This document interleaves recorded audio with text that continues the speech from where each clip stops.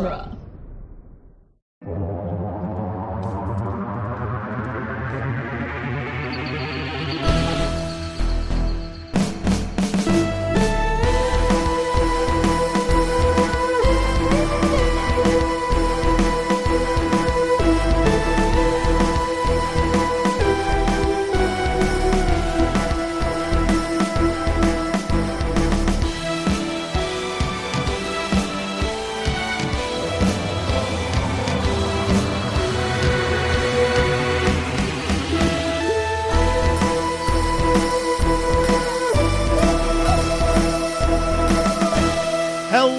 And welcome back to The Doctor's Companion presents Doctor Who, The Long Way Round, the weekly podcast where we review and discuss every episode of Doctor Who, one doctor at a time. I'm Nick Jimenez.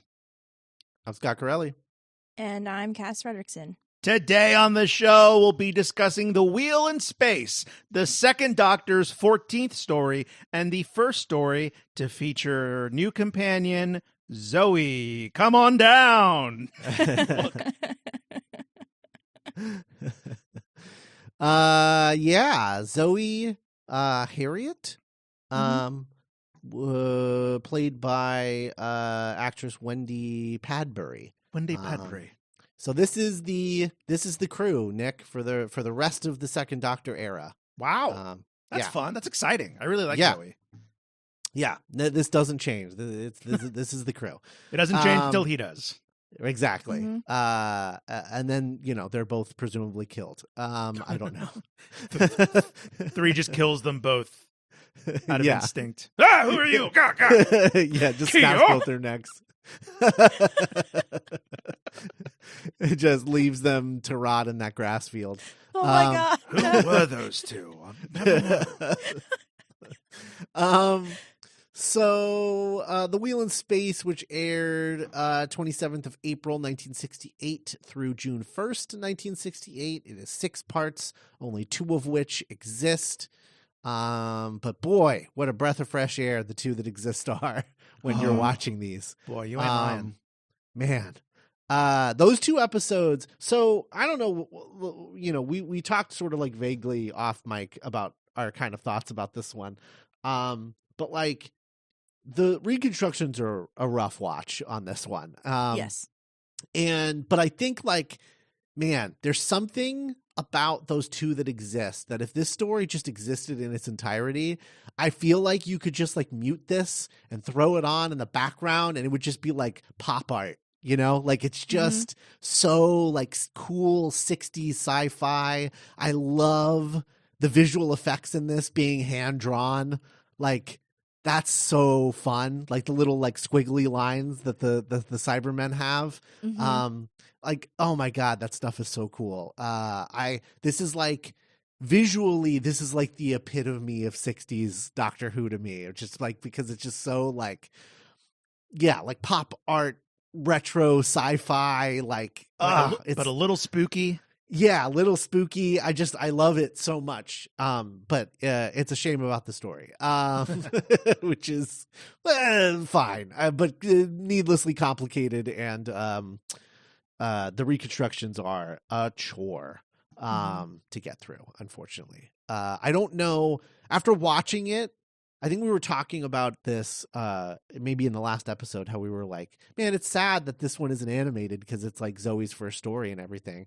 And now having watched the reconstructions, I was like, yeah, I probably wouldn't want to animate that either. What do you animate, Yeah, right. But so this was so this is fun. As 1967 was rolling down and they were looking at what would be the last story of season 5 of Doctor Who. The production team was very, very high on the Cybermen because they were like, I think we have another Daleks on our hands. So we should definitely do another Cybermen story. And after a little bit of like a minor rights dispute with Kit Pedler, the co-creator of the Cybermen, they figure that out, and then Kit was like, okay, let's do this. And so he's like, and of course, like, I'm going to be writing this story. And they're like, yeah, I guess. But then it's funny because he doesn't actually write this story. He writes the outline for the story, and it's actually David Whitaker who writes the story. So that's interesting. Because I guess he's just like not a particularly great writer, Kit Pedler. Or at least he's not good at writing like a screenplay. He's just good at like ideas, I suppose. But yeah, so he pitches this story called The Space Wheel, and they're like, I mean, this is okay. But the production team had this wild idea, and they were like, let's see if we can make this work, because I think this would be an absolute banger way to end season 5. So they go to Terry Nation and they say, hey, what would you think about writing a Cybermen versus Dalek story? And Terry Nation said, no, thank you. Boo. And they were like, can we use the Daleks? And he's like, absolutely not. So that was that. Terry Nation had absolutely no interest in the Daleks sharing screen time with another Doctor Who villain. And I presume it's just like some kind of weird, I don't know. He doesn't want them to be sullied by like being associated with another thing that he didn't create or something. I don't know. He's a real dance mom when it comes to the Daleks, it sounds like. He is a little bit, yeah. It's just interesting that like they had that idea all the way back in 1967 to do that, and it took until series 2 of New Who to finally have their first showdown. Yeah. Their first dance off, so to speak. And it was iconic. And it was very iconic, but it's so crazy that it could have happened here. So after he turns them down, they're like, all right, I guess we're going to make this space wheel thing. So they get that going. And, at the same time, Deborah Watling, had left the show. And so they needed a new companion, and they already had a writer, who was working, Peter Ling, who was working on The Mind Robber, a story that we're going to talk about 2 seasons from now. He was already writing that, and he knew that he wasn't using Victoria, but he didn't know anything about the companion that he was using. So he was just like using the name Zoe as like a placeholder in that story. And the production team like really fell in love with the name. So they're like, hey, can we actually use that for the real name of the companion? He was like, yeah, great. So then they did it, and they were like, yeah, we want a companion who's the exact opposite of Victoria in every way. And instead of being from the past, she's going to be from the future.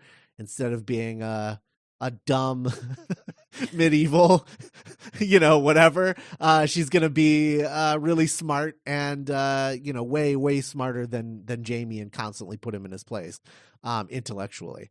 They're like, I think that would be a really fun dynamic, and they're right. It is, and it's great. So yeah, they put out a casting call and auditioned over 100 actresses, and eventually went to Wendy Padbury, who had to turn down a part in a film called The Prime of Miss Jean Brodie in order to play Zoe. But she joins the cast in February of 1968. And they start filming this. The director that was hired was a guy named Tristan Devere Cole, who had been a production assistant on The Gunfighters in 1966. He didn't really want to come back to Doctor Who, but he wasn't getting a lot of offers, so he took the job. And then the production team like really didn't like working with him, because apparently he changed a lot from the script. He let people make stuff up, make up lines and change like dialogue, and he changed a bunch of the characters' names because he was like, well, it's going to be an international space station, so they should have international sounding names. So he, gave one like a Russian name and one a Chinese name, and like they're all white. So, I don't know what's going on there, but they all have like There's like an Italian guy. Like they all have all these different names, and that was not in the script originally. But there's still like all the white actors that they cast to play the British roles that they were cast as. So yeah, they really didn't like this guy. He would constantly go behind their back and talk directly to Kit Pedler, to make sure that things were the way that he wanted it to be, because he was like, well, they're not going to disregard Kit Pedler. So if I like Kit Pedler's idea better, I'm just going to do his idea. And so, yeah, they really hated working with this guy, and he would never work on Doctor Who again. But let's see what else happened. Oh yeah, this is crazy. So episode 6 was recorded on May 10th, which was the day before episode 3 aired. So that's how up against the wall they were schedule wise at this point in the show. They shot this in a block, along with the next 2 stories that we're going to talk about that were the start of series 6. So that would get them ahead again. But yeah, at this point they were only like working 3 weeks ahead, 2 weeks ahead, something like that. So, bonkers, absolutely That's bonkers. nuts. Yeah.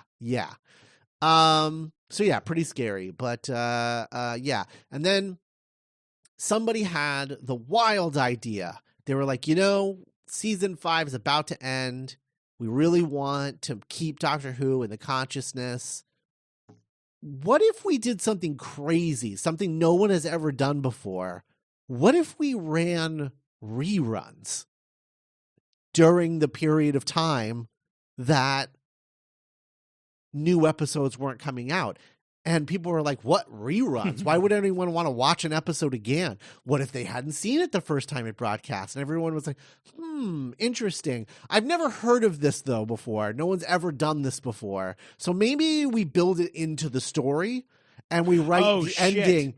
Yeah, we write the ending so that the Doctor is showing Zoe one of his old stories. That's so cool. And so that is why at the end of this story, he's showing Zoe Evil of the Daleks, because next week on Doctor Who, they were re-airing Evil of the Daleks. That's really cool. Did they shoot any kind of like interstitial, like, at the end, Zoe was like, well, that one sucked. Doctor's like, yes. Let's see. So it was like no, I don't think so, but I do think when we come back, there might be some kind of reference to her being like, no, I'm cool with it. Let's do it. I think there might be something like that in Dominators, which is our next story. But that is why this story ends in such a weird way. They are literally setting up the concept of a rerun. That's so cool. Yeah. They have to set it up like a clip show. What if, like, in canon, every rerun of SpongeBob was like SpongeBob telling his therapist about like what had happened that day?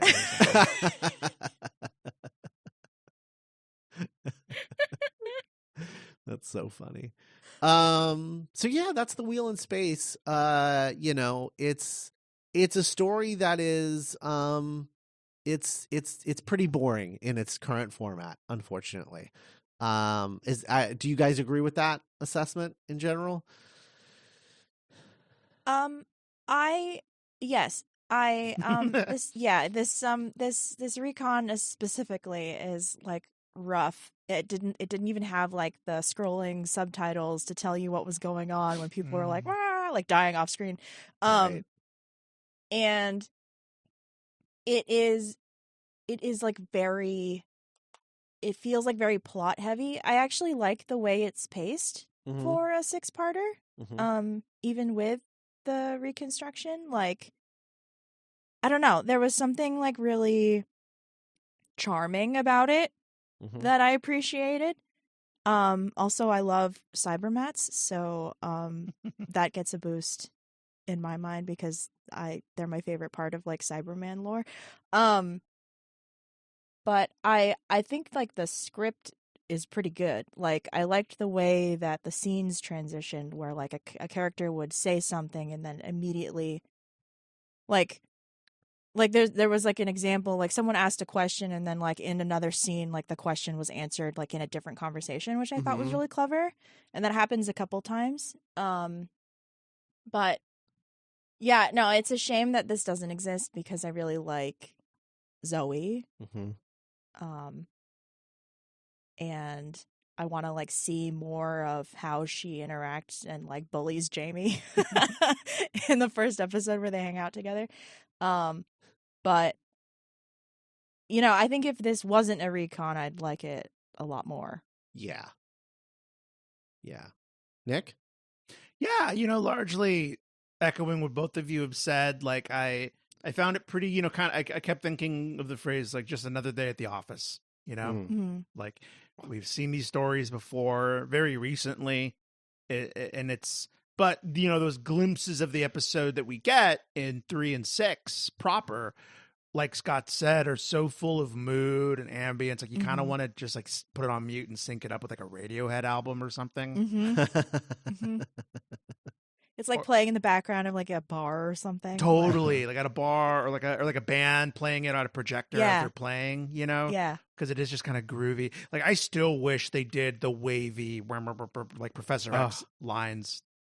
God, I love that so much. It's so cool. And yeah, like I just found Zoe to be so fun and charming. And when we got to see Wendy Pedbury act and perform, I just found her such an infectious performer. Like I loved her face and how reactive she was, despite being like kind of described as being a robot or cold. And she seemed to almost like Data, like so full of life and emotion, but trapped in the veneer of someone who's been conditioned to live kind of this cold life of logic and figures and such. So yeah, like I didn't have a lot of fun watching this one, but I credit that more to the circumstances in which the episode exists more than the quality of the episode itself. Yeah. All right. Well, let's dig in. Yeah. Okay. So, this one's plot heavy. Bear with me. So the TARDIS, Jamie and the Doctor take off. They leave Victoria behind. The TARDIS lands somewhere that's like surrounded by a lot of metal, but the scanner doesn't work. It shows them like a couple of different images of locations, and the Doctor's like, "Oh, the TARDIS is trying to get us to leave." But there's like a power overload of some sort, and there's like mercury vapor, like gas, fills the console room, and the Doctor and Jamie have to leave. Otherwise, they will be poisoned. The Doctor grabs like a gadget out of the console called a time vector generator, which will be important later. It's one of the things that makes the TARDIS like bigger on the inside, so that when they leave, it's just like a box. And then they find themselves in like an empty rocket ship that's just kind of floating in space. There's a really funny scene where they like have lunch and they go to like a food replicator thing, which I found really like it is like peak 60s sci-fi. And they kind of like explore the ship, but there's like I think it's like a robot or something. It's like kind of like rolling around in the hall like ominously. Like a Roomba. Like a Roomba. Yeah. Like a deadly Roomba. So the robot like goes to the control room and activates the engine, and like the ship lurches and the Doctor like hits his head and gets a concussion. And outside the window of the rocket, Jamie sees like the titular wheel in space. It's like a space station. There's like weird orb things. Honestly, I don't really know what's going on with that. And the episode ends with the crew in the space station talking about blowing up this rocket because it's like on a collision course with the space station, and they don't think anyone is alive in the rocket. But that's where the boys are. Yes. They're going to blow up the boys. The boys. I love these two. I love these two so much. I really like the idea of the TARDIS, like the concept of the TARDIS trying to lure you away from a dangerous place by showing you better places you could be going. Uh-huh. Like, wouldn't you rather be at Carnival in Rio? It's like a travel brochure. Hey, what do you think? It should do that again. I think it's a test. I think if you had chosen to go to one of those places, the TARDIS would be like, "You're never coming back in this place. I'm never letting you back inside." I like that he we do describes adventuring around here. Yeah. I like that the doctor calls it like a temptation. It's like, oh. See, it's a test. It's always trying to trick you, Jamie. I don't like that.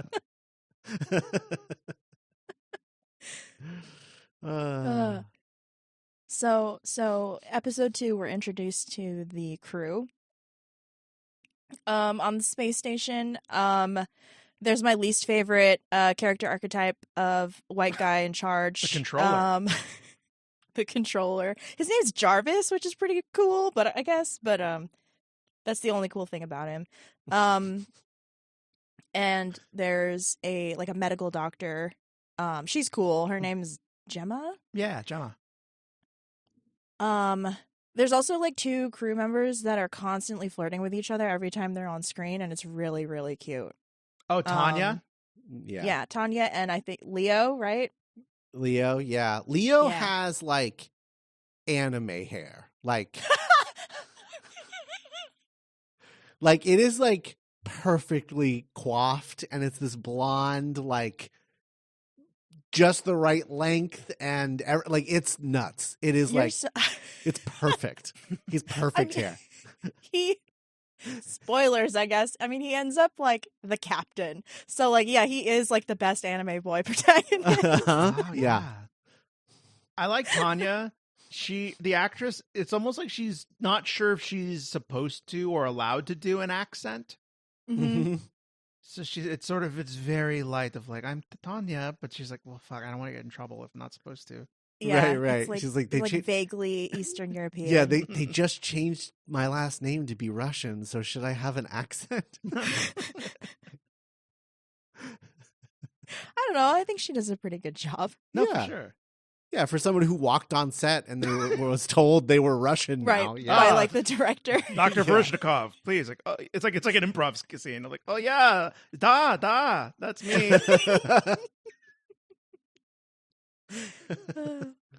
That's funny. Okay. So Dr. Gemma gets in an argument with the controller guy. She doesn't want him to blow up the rocket yet without making sure that there's people on board, which is protocol. Jamie fiddles with something in the rocket that sends this really loud weird noise to the space station, and that's what gets their attention. So they send people over, and the doctor's unconscious. Was this his week vacation, Patrick Troughton's little vacation week? Because he's not in this at all. Yeah, it was. Yeah. That's too bad. So Jamie is given a physical, and Gemma's asking him questions, and he's lying because he doesn't want to tell her that oh, we travel in a time machine. According to the wiki, this is the first time the doctor uses the alias John Smith, which I think it's really cute that Jamie's the one who names him. Aw, yeah, that's really cool. Bless. And he still uses it. Yeah. He was that guy. I think that strange boy, Scottish boy, who was whose neck I snapped might have given me this name. Why did I have that in my brain? Doctor, no, it's your friend Jamie. I named you. I named you. Why did he say that? Oh well.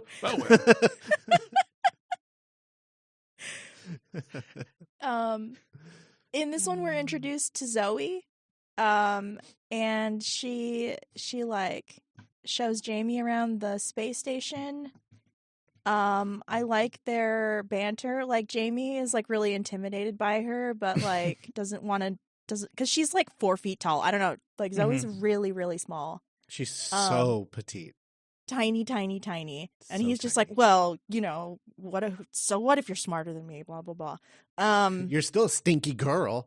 Yeah. That's definitely the energy. Well, like the It's first, so cute. the first like interaction they have is him like, hello, and Zoe just bursts out into giggles, and he's like, what? It's like, you're wearing female clothes. What are you, fucking Nordic? Like, no, I'm Scottish. And it's like, oh, okay, my bad. Oh, of course. Oh, okay, my bad.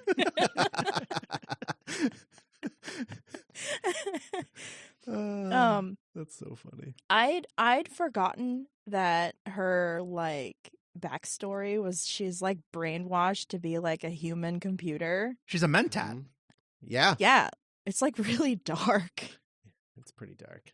Like, I want to kind of learn more, because at one point she has a couple of interactions with Gemma where she's like, why did that man call me a living computer? And it's like, oh, it's just because of that fucked up school you went to where you were conditioned to like purge emotions and, you know, lean only on logic and numbers. And she's like, well, I don't want to be that way. Like, and then Gemma at one point says like, it's kind of a miracle that you're able to endure and weather all that conditioning and still recognize that that's not how you want to be, because that's very unusual for people that go through this school that you went through. And I'm like, wow, that's kind of a cool thing to give your character. Like, she's actually has a really strong emotional core that she was able to survive all of this.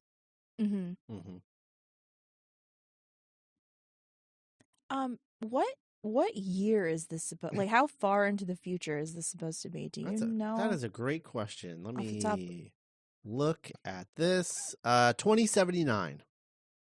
Oh, So really? Yeah. So 40 Yeah. years from now. Uh-huh.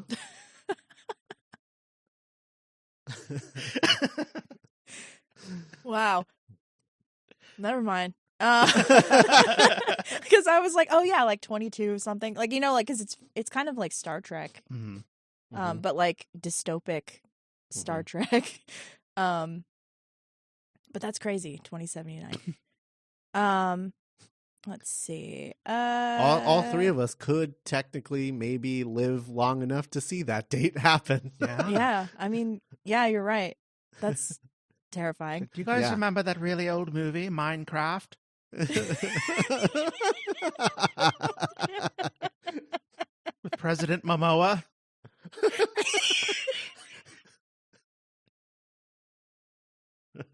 Oh my god. Oh. Give the people what they want. Yeah. Wheels in space. So episode 2 ends with Cybermen hatching out of the weird orbs from the first part on the rocket. Yeah, what were were those Cybermen orbs? Did they make those? Or were those like their eggs? I don't know. Yeah. There's a lot of new Cybermen business accessories. Yeah. So this one exists, which is great. Yeah. Jamie like overhears the crew talking about blowing up the rocket still, so he sabotages the space station's laser gun with a can of like spray quickset plastic. And it is immediately caught. And then he completely like messes up the laser, which is like the only line of defense that this space station has. And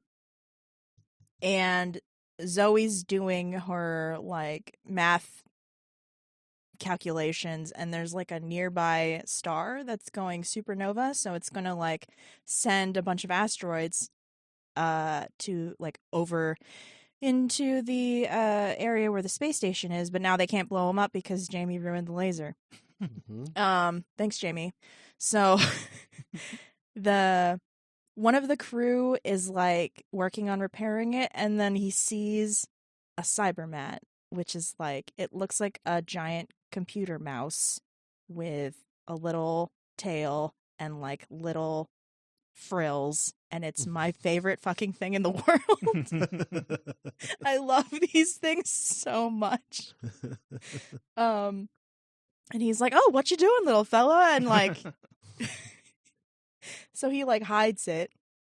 And then like he goes to do some other stuff, and he comes back, and there's like 3 of them now, and they've like corroded and like eaten all of the fuel that the laser needs to run, and he's just like, "Oh shit." So he runs to tell his like superior officer, and another crew member like walks in, and the Cybermat eyes they like glow, and then they like kill this guy.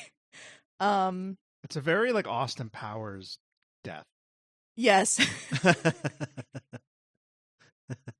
Just kind of like zooms in on his screaming face, and then cuts back, and he's just like dead on the ground, and there's like 6 Cybermets just kind of like scattered around, Just like wiggling. Like, like what did they do? The Cybermats are just so stupid looking. Oh my god! With the eyeballs and the antennas and everything. Yeah. Like, they really leveled up from the last story they were in. They're so. I want like a toy of them so bad. I just want to like wiggle it around. Oh, or get one with little motors so like your cat can chase it. Yeah. Elliot would hate that. He would have to kill it. Yeah. No, I think he'd run away.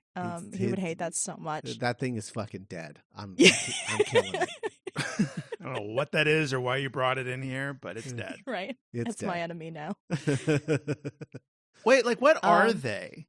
Like, are they biomatter too? Or are they like rats that they turned? Or are they all cyber? Are they no bio? I think they're all like little machines. Okay. They're just they like eat metal. I don't know. They like do plot stuff for the Cybermen before the Cybermen can like march out and do the Cybermen stuff. For sure. Let's see. The doctor's awake. Mm-hmm.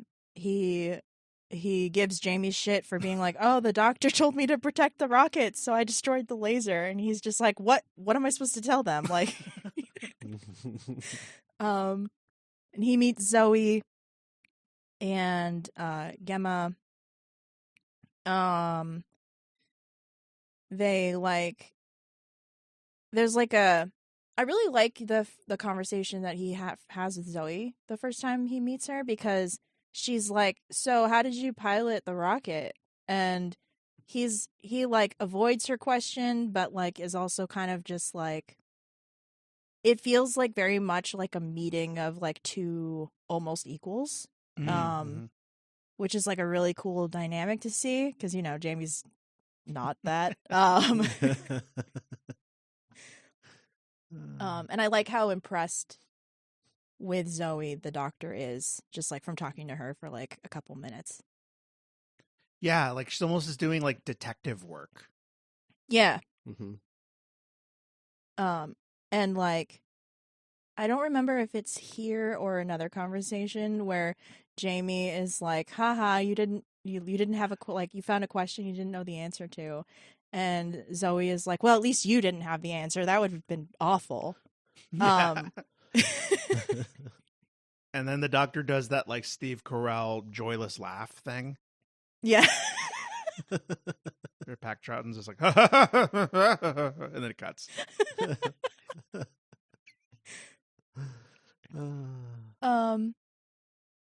So So yeah, the Cybermats are running around and eating metal. This poor guy is murdered, but he like sprays one of them with the plastic, and they like X-ray it, and the doctor and Jamie like recognize that it's a Cybermat. So now the doctor knows that Cybermen are involved. And there's 2 crew members who are sent to the rocket to like check it out, and then they're like brainwashed by the Cybermen, and that's how the episode ends. The crazy beams. Yes, with their wiggly squiggly beams. Yeah, it was just really refreshing to get, after the 2 reconstruction episodes, it was just really refreshing to get an episode that exists. It was nice. It was like every time it was just like, oh my God, it's been 2 episodes, and then you get one that exists, and it's like, yeah. You're like, okay, I'm ready for 2 more reconstructions. Here we go. Yeah, it's like those water checkpoints when you're running a race. Just Absolutely. Here's some moving images. Episode 4, we get like our middle management guy Jarvis. He's like on the verge of a mental breakdown. And he's just like straight up refusing to believe anything the doctor says about the Cybermen. It's all very par for the course. Sure. So he starts he communicates more with the very capable woman. He's like, okay, I know what the next step of this is. Yeah.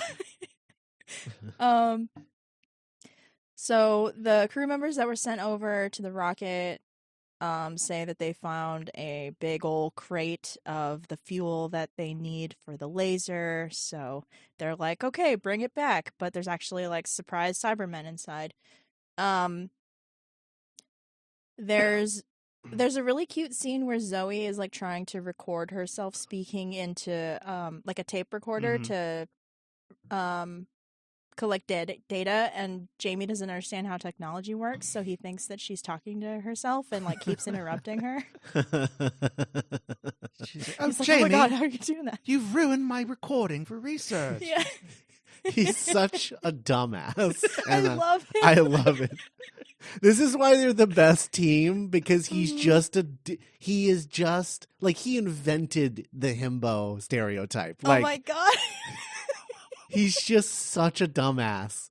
And she's like, you stupid dumbass. And he was like, what?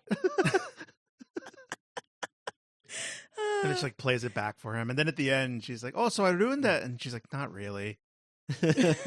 You're right. I'm just bullying you. Your heart's in the right place. I know that. She's such a dumbass. But you've got a good heart. Oh man, I love these 2 so much. Man. So the more crew members die, basically. The Cybermen are like taking over the base slowly. They're brain controlling people. There's more really weird like future dystopia lore where the doctor's like talking to Gemma about like, oh, like the Cybermen like mind control people, and she's like, oh, we take like drugs to prevent that. And like they have okay, so this is a quote from the wiki. Gemma informs the doctor that all crew are planted with a device called a Solansky circuit, which allows them to judge if they are being mind controlled. So they have like implants in their brain, which is nuts. Yeah. And apparently, like, so they like activate the thing that tells them, like, connects with all of their little circuits in their head. And they find someone in the bridge, like, has been mind controlled. And before they can get to him, apparently, he, like, commits suicide and is electrocuted. And he, like, takes out the radio control with him. And because this episode doesn't exist, there's just, like, you know, like, shrieking and, like, a light. But, yeah, no, he, like, kills himself. And I'm like, what? It's crazy. What? They called that what's that thing that Elon Musk wants us to do? What's that cyber, the implant thing you can put in your brain to watch like ads and stuff? Oh God.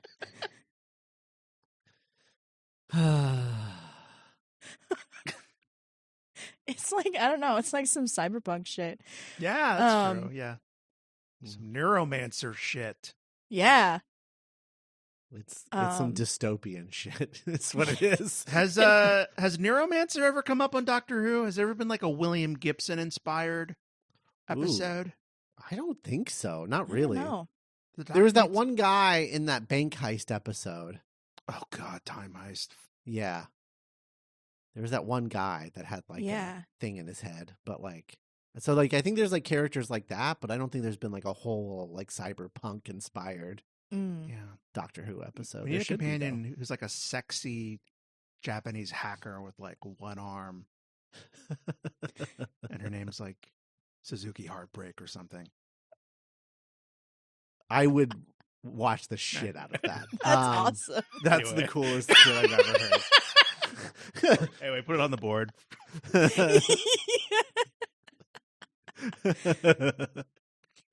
Oh my God. So this episode ends with the Doctor and Jamie sneaking off to like the airlock, and they like see a Cyberman. They hide and like watch it. It like picks up a box, I guess, and like wanders away. And the Doctor is like, okay, so the Cybermen don't want to destroy the space station because they would have done it by now. So like, what are they trying to do? So he's like turning that over in his head, trying to figure it out. And he's like in communication with the bridge, and more Cybermets show up, and he like tells the bridge to like blast them with this horrible loud noise. And that takes the Cybermets out. So the Cybermen like find the Cybermets, and they like we haven't talked about the Cybermen voice yet, or the controller. Yeah, that guy. Yeah. It's awful. I like it in theory, but it's terrible to listen to, and I cannot understand what the hell they're saying. I had the thought at one point, there's a part where like the Cyberman is talking to the cyber controller, you know? Mhm. And I was like, were kids able to understand what they were saying back in 1968, like on a TV box? Mm.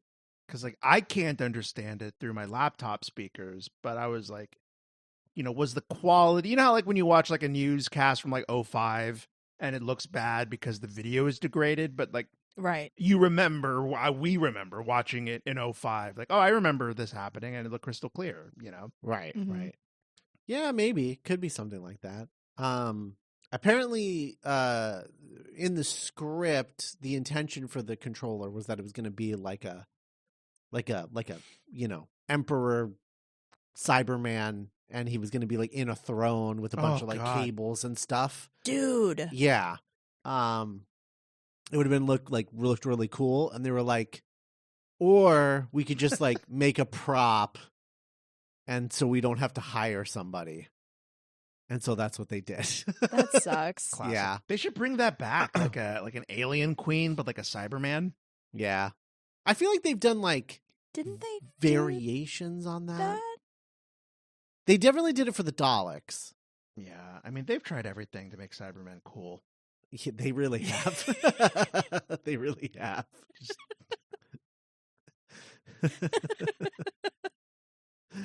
Oh, you know what I'm thinking of? I'm thinking of the Cyberman mech thing from the holiday special. Oh, yeah, right. Yeah, that's what I'm thinking The of. one made of wood or whatever. Wasn't it made of wood? I don't remember. Maybe, but she's like sitting on a throne. You know. Yeah. You know. Yeah. What's the 12 episode where they brought back this design kind of, or they were trying to echo that design where it's a cloth Mm-hmm. Was that that was the finale. The World Enough in Time. World Enough in Time. Yeah. Oh, with the two masters. Yeah, with the two masters. Yeah, I remember. Okay, yeah. Yeah, there were wooden Cybermen in Time of the Doctor. That's interesting. Trenzalore. Maybe it was just a steampunk Cyberman mech. I don't know. It was something. Maybe it's that. like copper. Copper. Yeah. I don't know. Cyber mech. But yeah, so they tell the controller, like, hey, something fried our cybermats, and the controller's like, well, obviously someone on board knows how we operate, so we got to find them and take them out. There's like, they like set up base in the little like power supply room where the laser is, and they're like using the brainwashed crew members to like fix the laser. And then like the laser is repaired just in time because there's like a bunch of asteroids that are like bearing down on them. The doctor has misplaced his time vector generator. And he's like, Jamie, don't you have it? And Jamie's like, I put it in your pocket. And the doctor's like, well, it's not here. So he sends Jamie back to the rocket to get it because he needs it. But I need it, Jamie. And he was like, well, I don't right. It's like, well, can't you send someone else? No, Jamie. So Jamie and Zoe go. The crew is like blasting the shit out of these asteroids with their laser gun. Dr. Gemma overhears the Cybermen talking about poisoning the air supply on the space station, and she like tells the crew in the bridge right before she like dies horribly. And the episode ends with Jamie and Zoe like in spacesuits floating in space, and there's like three, they look like moons, but like they're like three like circular asteroids are like coming directly toward them, which is pretty cool. Yeah. I'm glad that exists at the very least, because like the imagery of it is really cool. So I looked it up before we go into episode 6. I think the cybermech that Scott was alluding to or talking about, I think you might mean the Cyber King that was featured in the next Doctor. Yes. That's the one. Big giant Cyber mech. King. Yeah. Yeah. With the what is it? The hot air balloon TARDIS versus a hot air balloon TARDIS. That crazy guy. Yeah, that crazy guy. Yeah. With that one gif of David Tennant realizing that it's Christmas. That was everywhere on Tumblr for like 10 years. Right.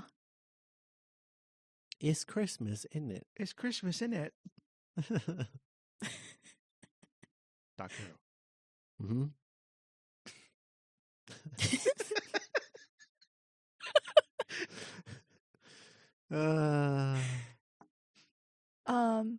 So episode 6 exists. The asteroids are destroyed, but there's no sign of Jamie and Zoe. We get to see a Cyberman like absolutely body the shit out of the controller guy. he picks him up and yeets him down a corridor before like zapping him with the head beam thing. Which is pretty rad. Wrecked. Poor controller guy. Wrecked. I've never seen one do that before or since. No. Incredible. I know, it is very physical. He like strangles him, picks him up, throws him. I missed that Gemma died in episode 5 because again it was a reconstruction, and so it's like, no, you can't talk to Gemma. She's dead. She sacrificed herself, and then it just cuts to her just like dead on the floor on a little screen. And I was like, oh shit, okay. Yeah.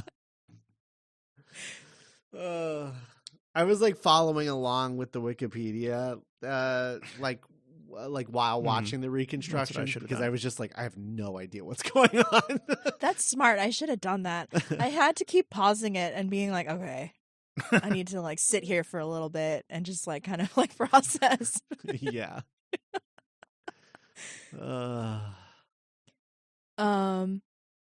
Okay, so Jamie and Zoe, they make it to the rocket. They're safe. They look for the thing. Zoe like is messing around with the controls and she taps into the Cybermen's like radio frequency and they overhear the Cybermen like talking about luring the doctor to them because there's like some kind of force field thing keeping them out of the bridge. So Jamie is like, oh, we have to warn him. So they like find the thing and they go back to the space station. And the doctor, he like sneaks into the power room, like with like in the air duct. And he finds more mercury for the TARDIS and he finds some other stuff. And then he like picks up like metal coil and is just like, well, you know, like he's like considering doing something with it. And then it cuts away. And he, like Jamie and Zoe go back to the space station and they try to warn the doctor, but he's already gone. And the doctor calls and sees Jamie and he's like, bring me the thing, the time vector generator. There's like a big cyber ship that's like coming their way. And I like the model. Like it has like a weird little pointy bit on the end of it. And I don't know why, but I like it. I like all the model work in this. The model asteroids were really fun, or meteors, or whatever they were. And just like, I don't know, all of that stuff. The lasers going, like shooting the asteroids was really fun. Yeah. Like all that stuff was great. I know it's kind of a shame that this director didn't come back because all of the aesthetic of this is like really good. Oh yeah. So the doctor like he electrocutes, I think, one of the Cybermen. Like it stands there and is like "Wah," for a while with like weird little lightning. And then the other Cyberman's just like, okay, and then he like runs away to go get his like reinforcements. The doctor uses the time vector generator to like soup up the laser guns so it can fire far enough to destroy the Cybermen's ship. There's a sequence where there is like an advanced boarding party of Cybermen. Oh, and yeah. Love this. I don't know what they're doing with their arms. They're like flouncing. I don't. It's very balletic almost. It's an interpretive dance, certainly, of some sort. I love their wiggly little arms. I don't know why they're spacewalking like that, but it's awesome. I found it almost to be kind of, I think that would have scared me as a kid. Yeah. Just the image of them just like kind of like way like spacewalking, but like very fluidly, but like against the blackness of space, just these robots like almost like Scooby-Doo ghosts just like coming coming at you. Yeah. That's what when they do animated reconstructions of the Troughton era, it should look like Scooby-Doo. Like that's oh my god. That's the style of animation that all of the Troughton era reconstruction should be. That would be great. Instead of C-Lab. Yeah. It should be Scooby-Doo. Well, I'm disappointed that doesn't exist now. So before they can get onto the ship, these little wiggly armed Cybermen, Jamie and one of the other crew members, they like bar the airlock doors and they're like sucked back into space. And the cyber ship's destroyed and like, you know, after everything. So I love the fact that we like the two crew members who are like flirting and like he's like, well, you should go on a date with me or whatever. Like they both live, which makes me really happy. And So shout out to them. Yeah, for sure. I like that it like lingers on her hand, like on his. I don't know. It was really cute. Yeah. So after everything, Zoe escorts the Doctor and Jamie back to the rocket where the TARDIS is waiting to be fixed up, and she keeps asking Jamie like, "So what's in there?" And Jamie's like really cagey and doesn't want to explain.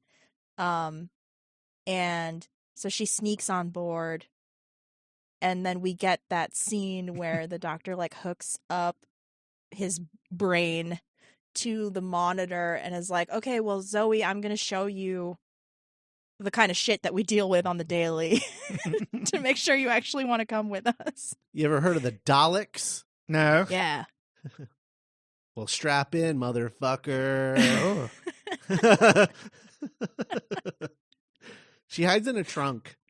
Yeah, it's really fun. It's really cute. And like, and at first, she's like, I want to go with you, because there's so much I have to learn. There's so much to, like, what if I, could be better at doing this kind of stuff. And Jamie's like, no, it's impossible. And the Doctor's like, no, not impossible, Jamie. It's just, and it's kind of, because like going back to their first scene together, he very quickly is able to kind of catch that this young person is like extremely intelligent and capable and empathetic, as he learned throughout. And so he was like, yeah, like she's like perfect candidate material, like more than this donkey that I've been traveling with for like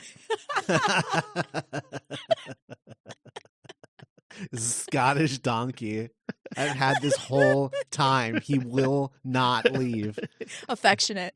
Yeah. yeah, right.